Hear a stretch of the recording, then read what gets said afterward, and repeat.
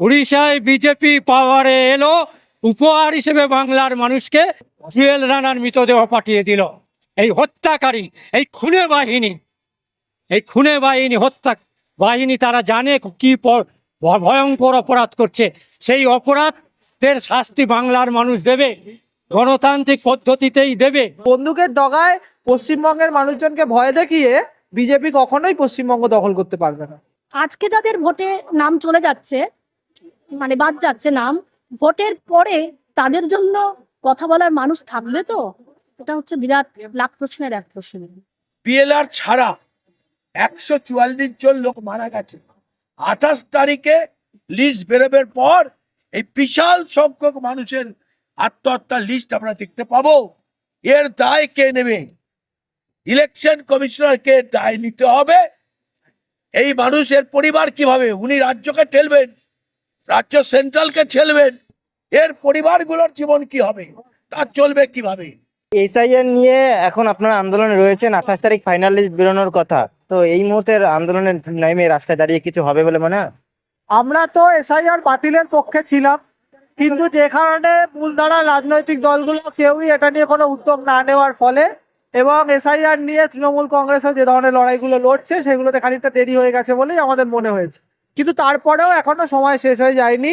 28 তারিখ যে final list বেরোবে, আমরা আজকে যে জমায়েতটা করেছি সেই জমায়েতটা হচ্ছে একটা হুঁশিয়ারি যে এই লিস্টে কোনোভাবেই দলিত, আদিবাসী, মুসলমান মানুষ, সাধারণ মানুষ, গরিব মানুষ তারা যাতে কোনোভাবে বাদ না পড়েন, সেই জন্য আজকের এই প্রতিবাদ জমায়েত। মুখ্যমন্ত্রী মমতা বন্দ্যোপাধ্যায় বলছেন 1,20,00,000 মানুষের নাম বাদ চলে গেছে, এই ধরনের কথা বলছেন। হ্যাঁ, তার কারণ হচ্ছে উনি হয়তো সত্যি সত্যি জানেন এটা হয়েছে। তার কারণ বিজেপি নিজের ইলেকশন টুল হিসাবে ব্যবহার করছে ইলেকশন কমিশনকে। তারা তাদের ভোট করাচ্ছে নির্বাচন কমিশনের মাধ্যমে। কাজে বিজেপির প্রেসক্রিপশন মেনে বিভিন্ন কনস্টিটিউয়েন্সিতে যেটা করা হয়েছে, দলিত, আদিবাসী, গরিব মহিলা এবং মুসলমান মানুষজনদের নাম বাদ দেওয়া হয়েছে, যেটা বিহারেও করা হয়েছিল।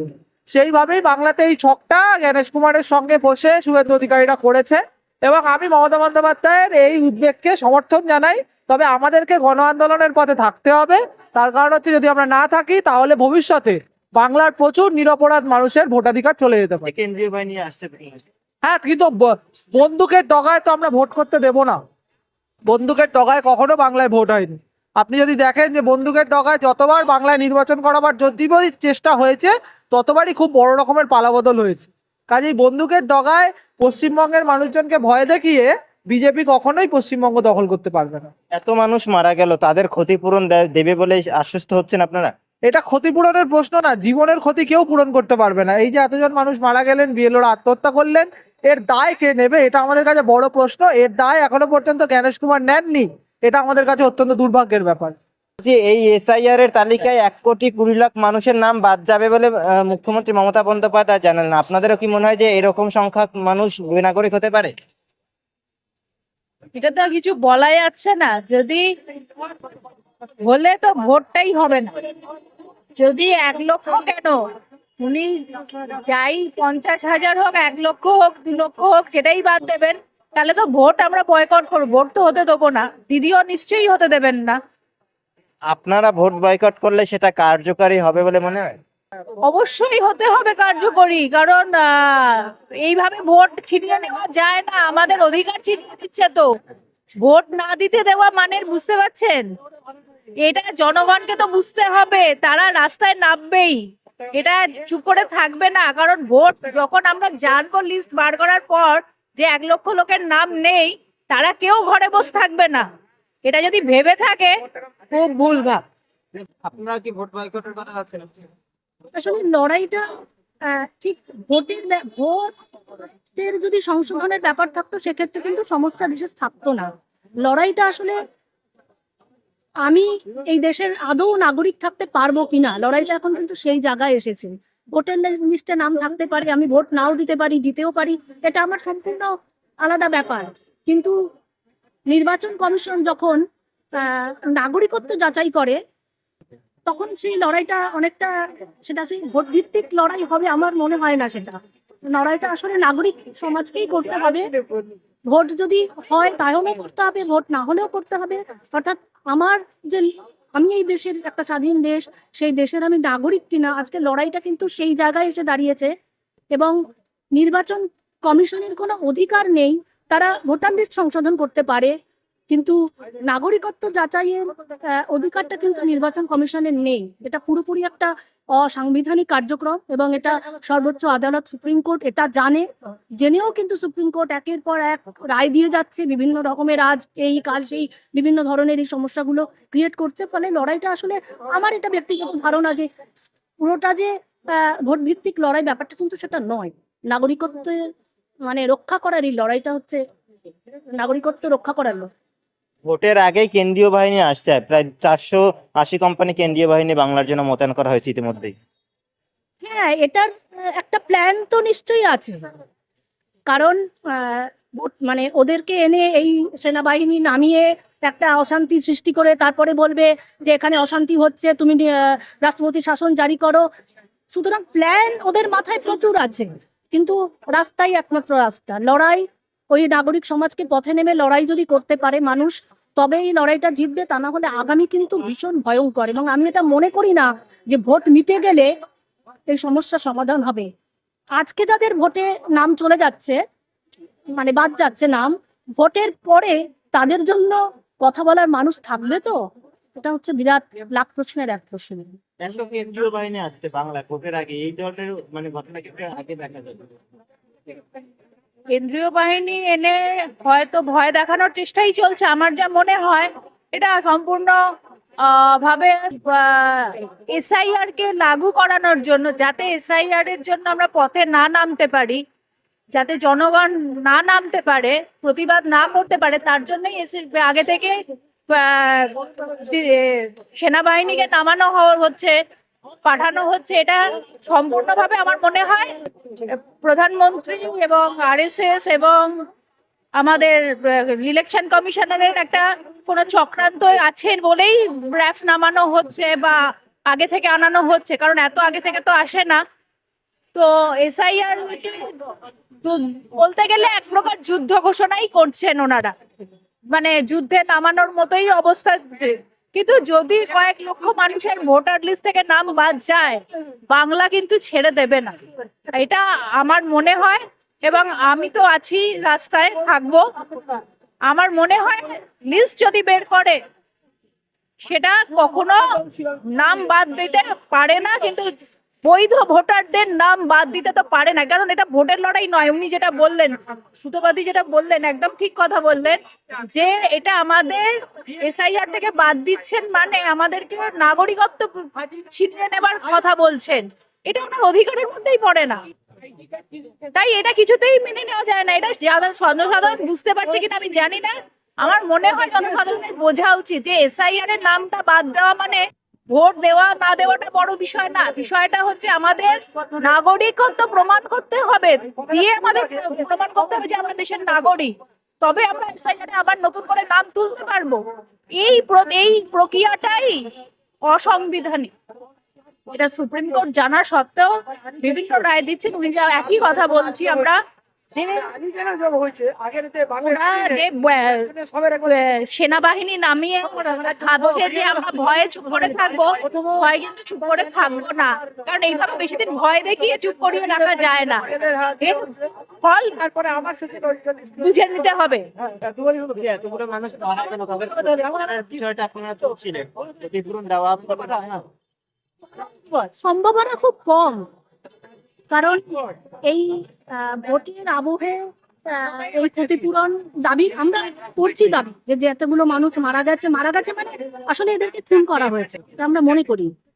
যে ধরনের চাপ সৃষ্টি করা হয়েছে, তার জন্য কেউ মেন্টাল ফেলিওর হয়েছে, কেউ অসুস্থ হয়েছে, হৃদরোগে আক্রান্ত হয়েছে, লাইনে দাঁড়িয়ে অসুস্থ মানুষ, এগুলো করার কিন্তু প্রয়োজন ছিল না। ভোটার লিস্ট সংশোধনের জন্য এটার কোনো প্রয়োজন নেই।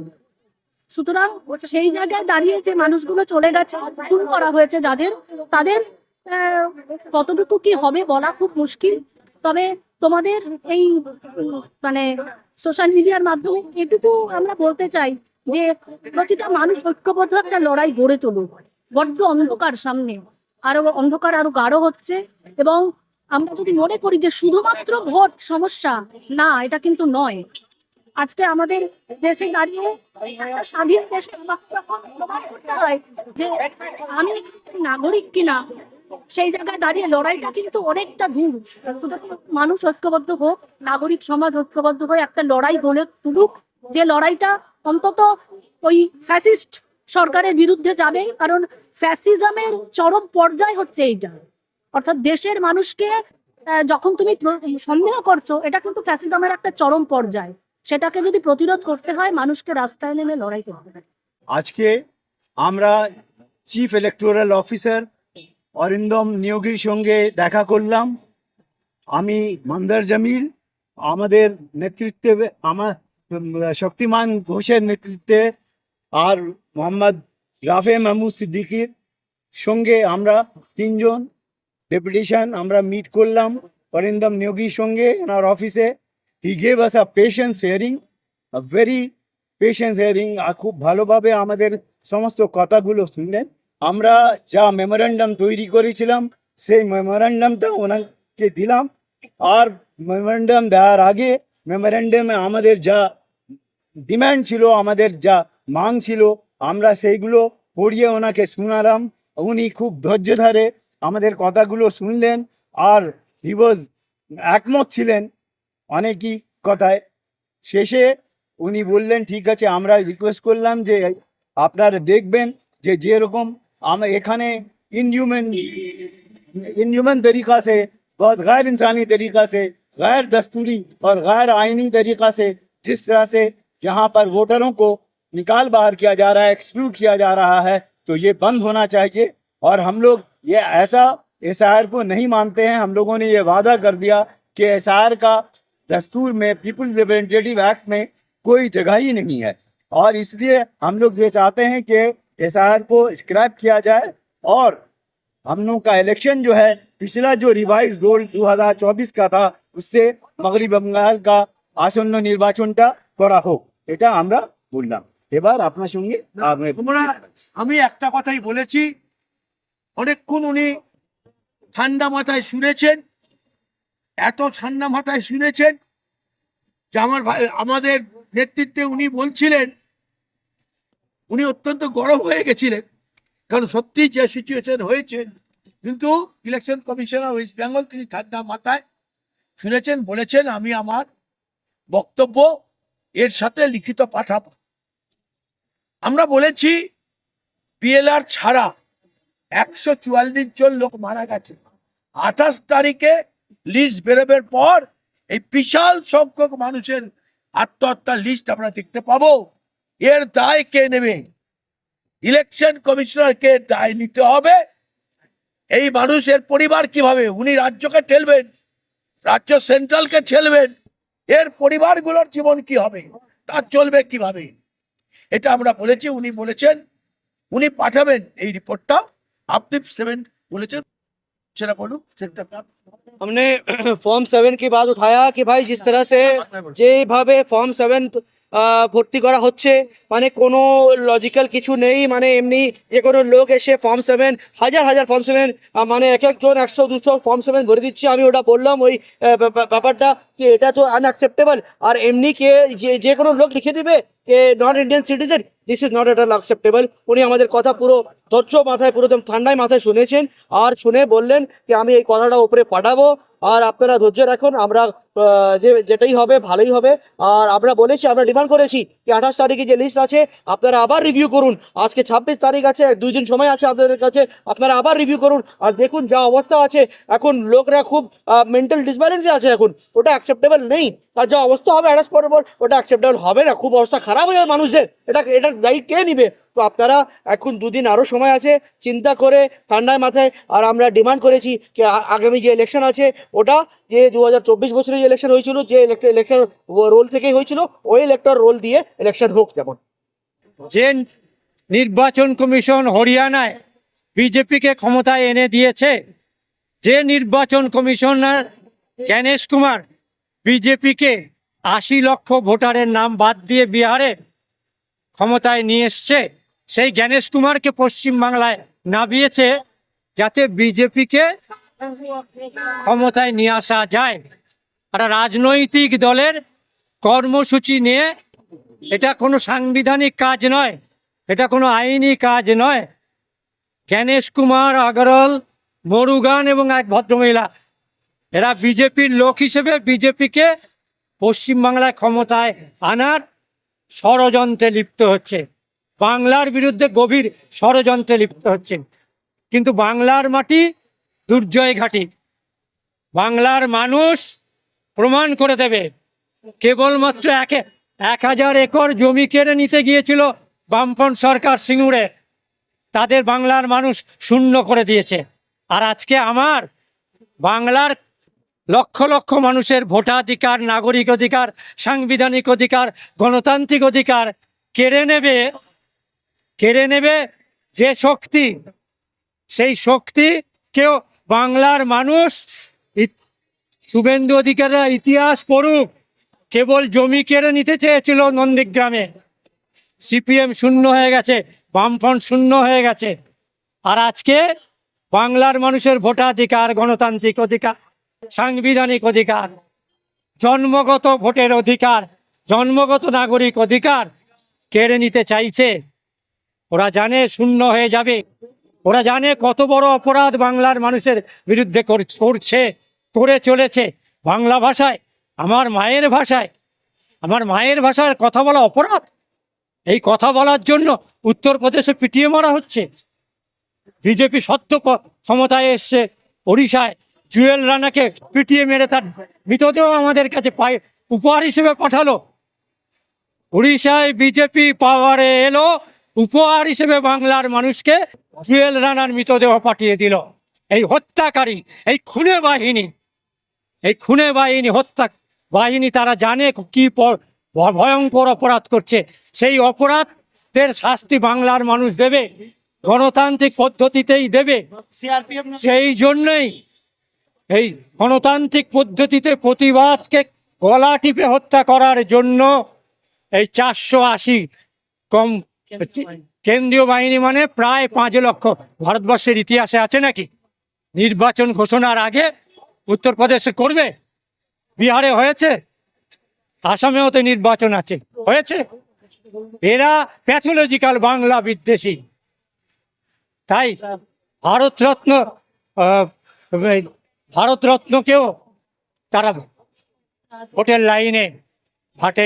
লাইনে ডেকে পাঠাচ্ছেন, জয় গোস্বামীকে ভোটের লাইনে ডেকে পাঠাচ্ছেন। ফলে বাংলার মানুষ শুভেন্দু অধিকারীদের এই ষড়যন্ত্র ব্যর্থ করবেন, গণতন্ত্রের নিশ্চিত জয় হবে।